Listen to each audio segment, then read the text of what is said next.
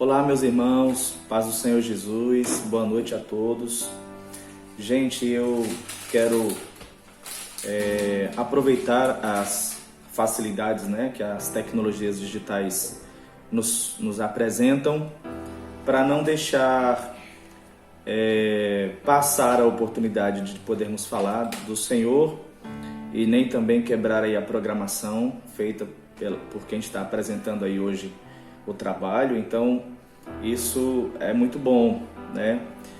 Daqui eu estou gravando um pouquinho cedo, porque daqui a pouquinho eu estarei na doutrina na sede, no culto de ensinamento da palavra, e ao mesmo tempo eu também não poderia deixar de estar aqui dialogando com vocês um pequeno texto. Então eu escolhi aqui falar sobre Marcos, no capítulo 15, estou aqui no versículo 42, vamos falar aqui um pouquinho sobre José de Arimateia, e fica para a reflexão dos amados. Diz aqui o versículo 42, e chegada a tarde, porquanto era o dia da preparação, isto é, a véspera do sábado, chegou José de Arimateia, senador honrado, que também esperava o reino de Deus, e ousadamente foi a Pilatos e pediu o corpo de Jesus. E Pilatos se admirou de que já estava morto, ou que estivesse morto. E chamando o centurião, perguntou-lhe se já havia muito que tinha morrido. E tendo-se certificado pelo centurião, deu o corpo a José, o qual comprara um lençol fino e, tirando-o da cruz, o envolveu nele e o depositou num sepulcro lavrado numa rocha, e revolveu uma pedra para a porta do sepulcro. E Maria Madalena e Maria, mãe de José, observavam onde o punham. O que nós temos aqui, gente? Para a gente falar em poucas palavras. Como vocês sabem, é o momento da morte de Jesus, é a sexta-feira, foi o dia em que Jesus foi levado à cruz, e os discípulos estavam acompanhando aquele episódio, mas ao longe, como os irmãos conhecem essa história, muita gente um pouco distante, com medo, os ânimos das pessoas estavam alterados, a situação em Jerusalém estava, todos os olhos, tanto da sociedade civil como da sociedade militar, do imperador, da liderança política, da liderança religiosa, todos esses olhares estavam voltando-se naquele dia, naquela sexta-feira, para a crucificação dos três, de Jesus e daqueles dois malfeitores ali ao seu lado, os três tidos pela população como três homens maus que deveriam realmente estar sendo crucificados, que eram maléficos para Jerusalém, que ofereciam risco para as pessoas, e Jesus era o herege, era aquele que encaminhava o povo, aos demônios, a Belzebu, e que precisava ser extirpado dali. Então, assim, muitas coisas estavam acontecendo em torno das conversas das pessoas, e como os irmãos sabem, nós vamos encontrar aqui, por exemplo, no capítulo 14, Pedro negando a Jesus. Às vezes a gente julga Pedro por isso, mas de fato ele estava passando por uma dificuldade ali que provavelmente um de nós não fizesse diferente. Então ele negou Jesus, os discípulos se esconderam, ainda foram alguns, inclusive as mulheres, chegaram ali mais perto, aos pés da cruz, porque elas estavam com menos risco do que os homens, inclusive. Mas esse texto que nós estamos aqui refletindo, gente, nós estamos falando de um homem muito importante. José de Arimateia era um membro de destaque no Sinédrio, e ele conhecia a palavra, ele conhecia Jesus, e o Sinédrio era o ambiente, era a suprema corte, né, dos judeus. Era a partir dali que Roma governava Israel. É como se fosse o STF, né, nosso aqui no Brasil. Então falou-se em justiça, falou-se em leis, falou-se em cumprir direitos, deveres, falou-se sobre Suprema Corte. E José de Arimateia era um membro importante ali dentro. Talvez, né, aqui no texto mesmo que eu li, né, diz que ele era senador. Chegou José de Arimateia, senador honrado, né? Então ele fazia parte, vamos supor, aqui no Brasil era o Senado mesmo, né? Então, gente importante. E olha que interessante, ele tinha um nome a zelar, ele tinha toda uma carreira política, ele teve toda uma trajetória desde que ele formou-se como homem, nos seus estudos, na sua carreira profissional, como liderança em Israel. Então, durante todo um percurso, ele construiu um nome para que ele pudesse estar ali. Ele não estava ali à toa. E aí, de repente, chegou esse momento em que Jesus é crucificado, e pelo que se costumava fazer com aqueles homens que eram levados à cruz, já que eram malfeitores, já que eram pessoas que mereciam o pior, né? Era o rejeito da sociedade.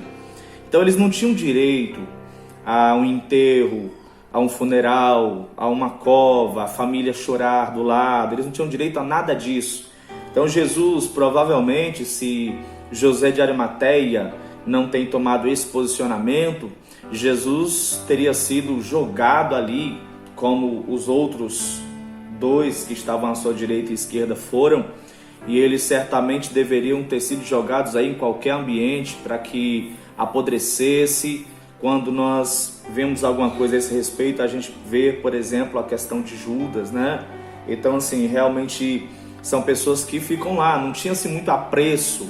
Eles apedrejavam facilmente, eles repudiavam um cadáver facilmente. Então as leis davam a eles, e essa cultura dava a eles esse sentimento de conformidade para rejeitar realmente determinados cadáveres. E os cachorros podiam comer mesmo, sabe? Poderiam ser jogados lá para, como a gente diz aqui no Nordeste, para os tapurus, né? E aí o que acontece? José de Arimateia sabia que esse seria o fim do corpo de Jesus se ele não tomasse um posicionamento. Eu não sei o que passou por a cabeça daquele homem, porque ele conhecia a palavra, ele conhecia as profecias, ele conheceu Jesus. E aqui no texto diz, no versículo 43, chegou José... Estou com a vista ruim, né? Chegou José de Arimateia, senador honrado, que também esperava o reino de Deus, e ousadamente foi a Pilatos. Então ele já esperava o reino, ele conhecia sobre Jesus, ele sabia que não se tratava de qualquer pessoa, não é?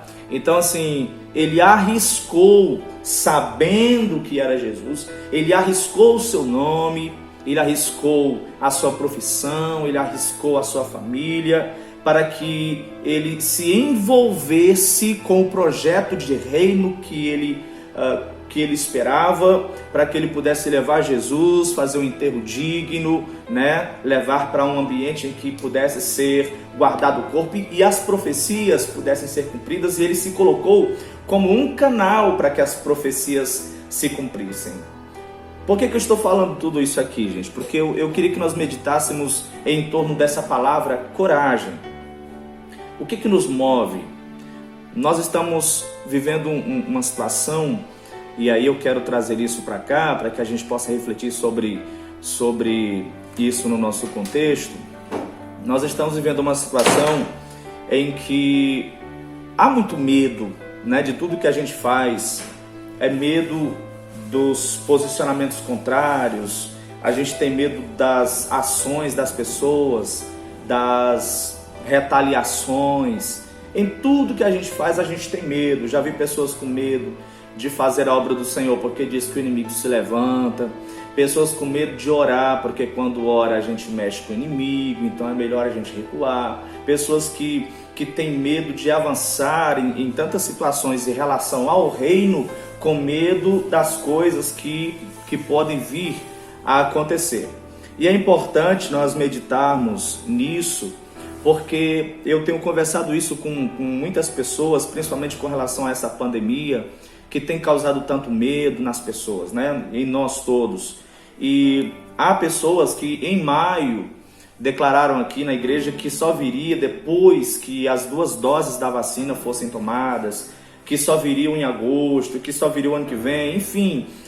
Obreiros, gente, até obreiros da igreja que tem medo mesmo de sair, e nós estamos aqui para falar de coragem, porque quando nós estivermos dispostos a levar o reino à frente, somente quando nós não tivermos nenhum perigo a correr, quando nós não tivermos nenhuma possibilidade de se machucar, de ser mal visto, mal interpretado, eu fico me perguntando que tipo de reino nós fazemos parte, que tipo de percepção de Jesus nós temos, qual é o Jesus que nós pregamos, porque o próprio Jesus, ele enfrentou a morte para que o reino fosse estabelecido.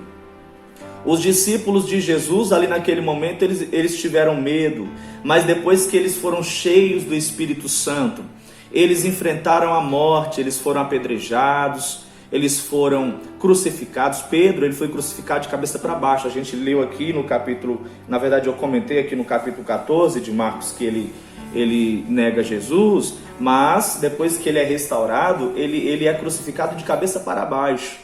Então assim, foram jogados nas covas dos leões, eles não pararam, não temeram, nada deteram aqueles homens, porque eles sabiam em quem tinham crido, bem dizia isso o apóstolo Paulo, eles conheciam bem o Jesus a quem pregavam, a quem serviam, e sabendo quem é esse Jesus, eles sabendo de que reino nós estamos falando, isso era central para que eles pudessem não ter, na verdade tinham medo, mas eles tinham mais, com ênfase, a coragem para enfrentar o medo. Então, eu estou aqui com um homem que talvez tenha tido medo, provavelmente ele tenha tido medo, mas ele decidiu enfrentar os seus medos, mesmo sabendo que os colegas da corte mais tarde iam procurá-lo, certamente procuraram, mesmo sabendo que ele pegava mal diante do imperador, que um homem do seu gabarito, né, de repente fosse até a cruz para pegar um imundo, um condenado e fazer para ele um funeral, isso poderia não pegar bem. E ele não quis saber o que as pessoas pensavam ao seu respeito. Ele não quis saber se haveria prejuízos financeiros, se haveriam prejuízos sociais. O que tornou central para ele? Jesus, né?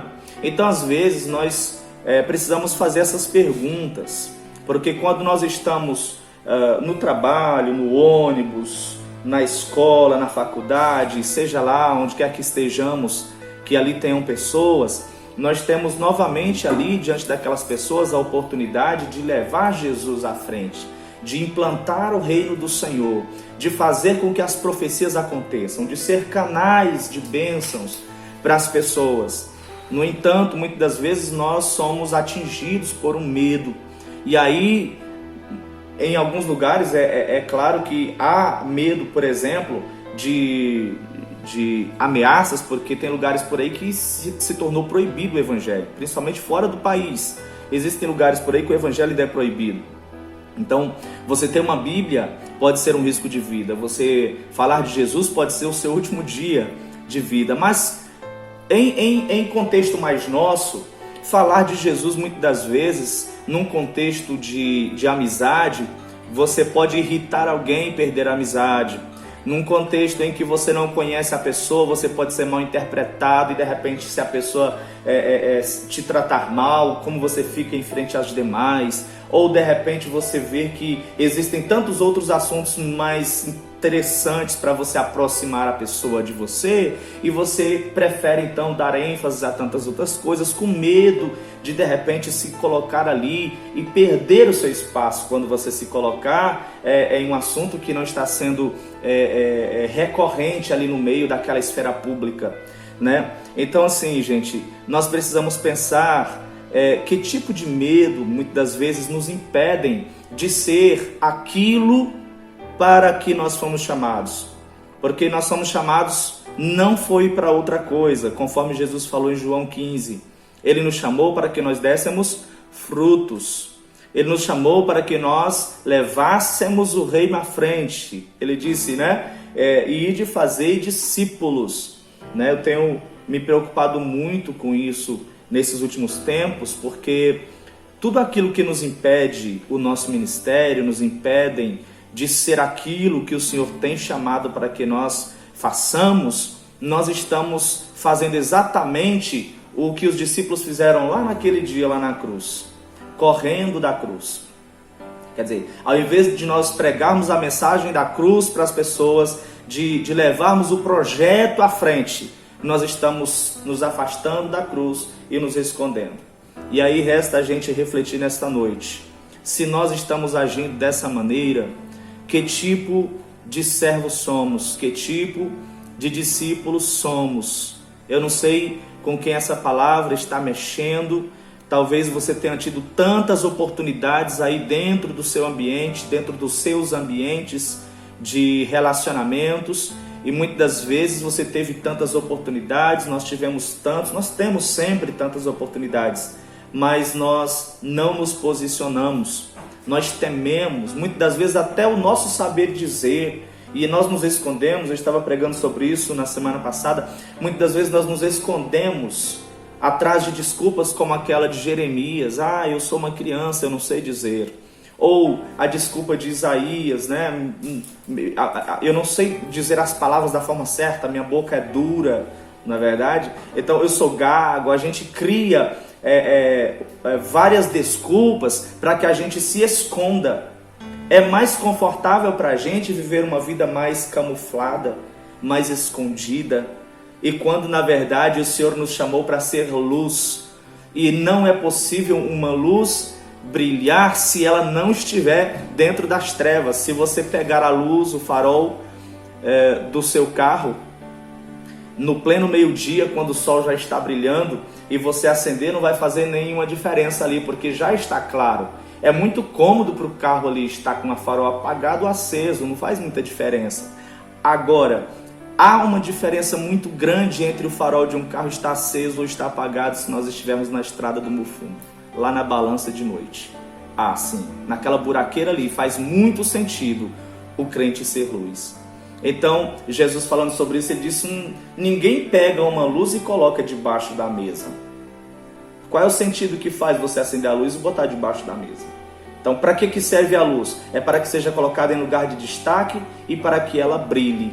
Então, a minha palavra nessa noite é para que nós sejamos luz, sejamos sal, para que nós tomemos aí a exemplo de José de Arimateia, o posicionamento de coragem, e enfrentemos as nossas limitações, enfrentemos os nossos medos, enfrentemos aquilo que cada um de nós muitas das vezes nem sabe expressar o que é, mas me impede de alguma forma de praticar o reino, de levar a cruz à frente, de levar o projeto à frente. Mas o que o Senhor quer é que sejamos canais de bênçãos para essa nação. Amém? Então que Deus abençoe sua vida, sejamos sal, sejamos luz. Um forte abraço, que Jesus te abençoe.